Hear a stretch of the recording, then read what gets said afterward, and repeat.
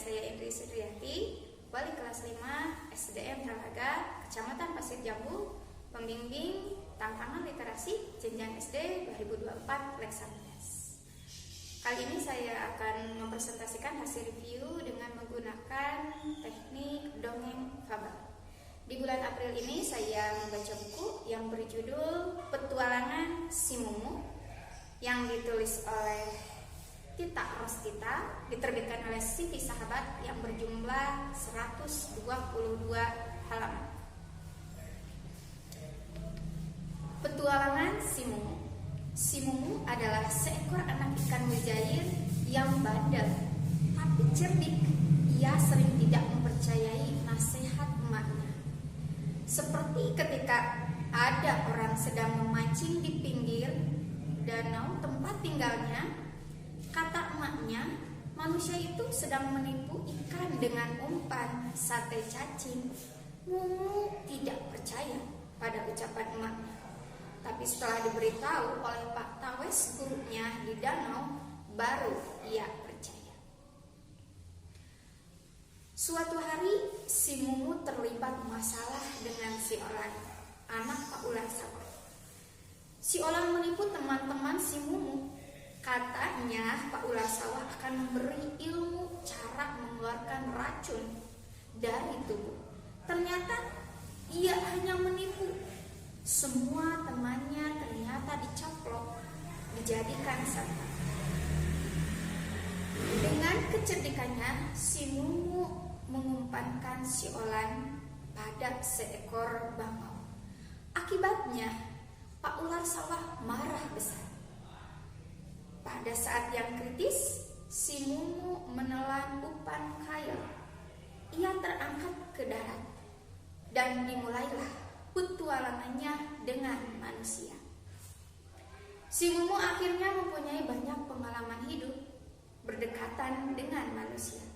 Mula-mula ia hidup di toples, di kolam, dan akhirnya bertualang di sungai untuk kembali ke danau.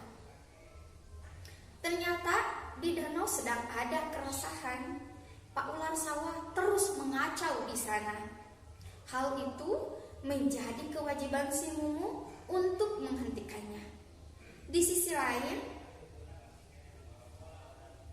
ketika si Mumu berada di toples dekat manusia, tanpa sengaja ia mendengar kalau manusia berkeinginan menangkap ikan-ikan yang ada di danau dengan cara meracuni airnya dengan menggunakan racun serangga yang bernama potas.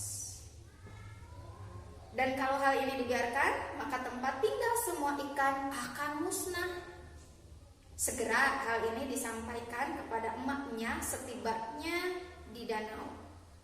Ketika hal ini akan disampaikan kepada Pak Wali Kota, mereka berjumpa dengan Pak Ular Sawah di depan rumah. Tentu hal ini membuat Mumu dan Sina, temannya yang ia temukan di sungai, menjadi sangat khawatir. Karena Pak Ular Sawah ingin menjadikan emaknya sebagai hidangan sorenya, akhirnya Mumu dan Sina menyerahkan diri kepada Pak Ular Sawah agar bisa menggantikan posisi emaknya, agar emaknya bisa tetap melaporkan niat manusia yang ingin menangkap ikan dengan cara meracuni danau. Hal ini tentu saja membuat emak Mumu sangat sedih, tapi ia tidak punya pilihan lain.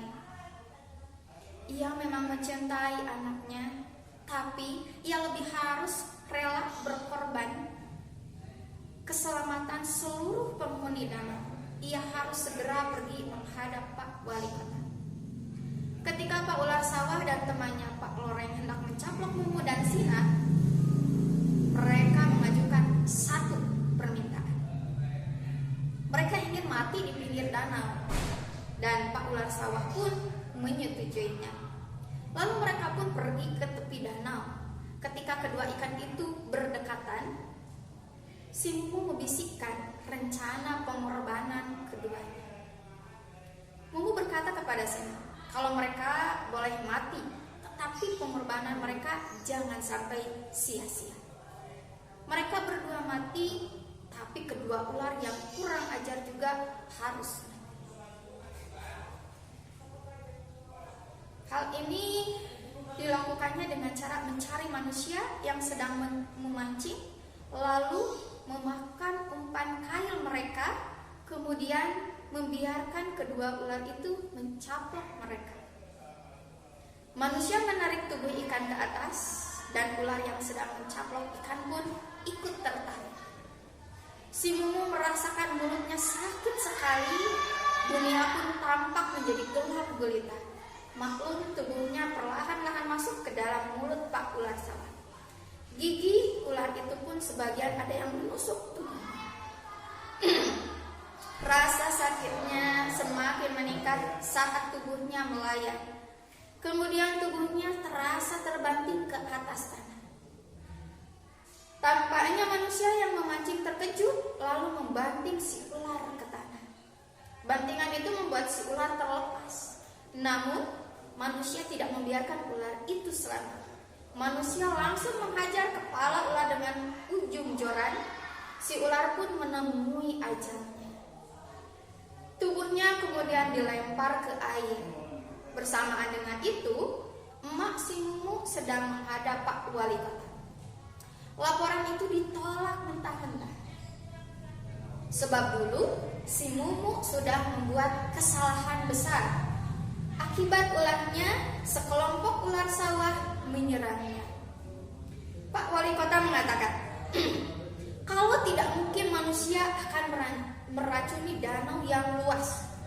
Dan itu omong kosong.